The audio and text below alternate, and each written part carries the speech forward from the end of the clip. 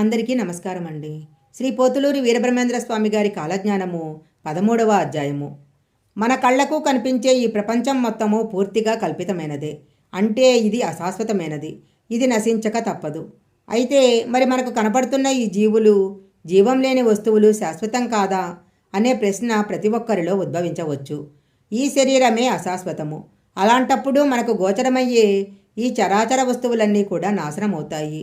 జీవుల జ్ఞానానికి దృష్టికి అందని ఒకే అంశము, తత్వము ఈ సృష్టికి ముందు నుంచి ఉంది, ఇప్పుడు కూడా ఉంది, తరువాత కూడా ఉంటుంది. దానినే మూలతత్వమని, భగవంతుడని రకరకాల పేర్లతో కొలుస్తాము. దాని స్వభావాన్ని గ్రహించటం అనేది దాదాపు అసాధ్యము. అది సాధారణ భావనకు అందనిది. సమస్త సృష్టికి కారణభూతమే ఈ అంశము. అది పరిపూర్ణమైనది. అణువు మొదలు బ్రహ్మాండం వరకు అన్నీ ఇందులో నుంచే ఉద్భవించాయి, తిరిగి ఇందులోనే లయమైపోతాయి. శ్రీకృష్ణుడు తన విశ్వరూపం గురించి చెప్పిన సందర్భంలో కూడా దీని గురించే చెప్పాడు. ఈ ప్రపంచంలో జీవులు అనుభవించే అనుభూతులకు అతీతమైనదే అది తన కర్మకు తాను నిర్వహిస్తూ పోతుంది. ఎవరి అనుజ్ఞ కోసం, ప్రార్థనల కోసమూ ఆగదు. దానిని మనం భగవంతుడని పిలుస్తూ అనుగ్రహం కోసం ప్రార్థనలు చేస్తూ ఉంటాము. భగవంతుడికి లేదా అనంతతత్వానికి ఒక రూపం లేదు, గుణం లేదు, చావు లేదు, పుట్టుక లేదు.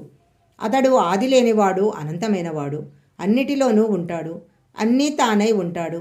కానీ ఇందులో ఏ ఒక్కటి భగవంతుని గురించి లేదా ఈ ఏకత్వం గురించి చెప్పలేదు. కేవలం మొక్కుబడిగా చేసే పూజలు, చదివే మంత్రాలతో ఎవరూ భగవంతుడిని ప్రసన్నం చేసుకోలేరు. స్వార్థం కోసం చేసే యజ్ఞాలతో మనం భగవంతుని చూడలేము. నిర్మలమైన మనసుతో చేసే పనుల వల్ల మాత్రమే, ఎలాంటి యజ్ఞాలు చేయకపోయినా, మంత్రాలు చదవకపోయినా భక్తులు సర్వేశ్వరుడిని చూడగలరు. భూత భవిష్యత్ వర్తమాన కాలాలకు దైవం తెలియదు. ఈ చర్మచక్షువులతో భగవంతుని ఎవరూ దర్శించలేరు. ఎంతమంది భక్తులున్నప్పటికీ చాలా కొద్దిమంది మాత్రమే భగవంతుని చేరుకుంటారు. ఈ శరీరంలో 20 కోట్లకు పైగా రోమరంధ్రాలున్నాయి. 70 ఎముకలు, మాంసంతో నిర్మితమైనదే ఈ స్థూల దేహము.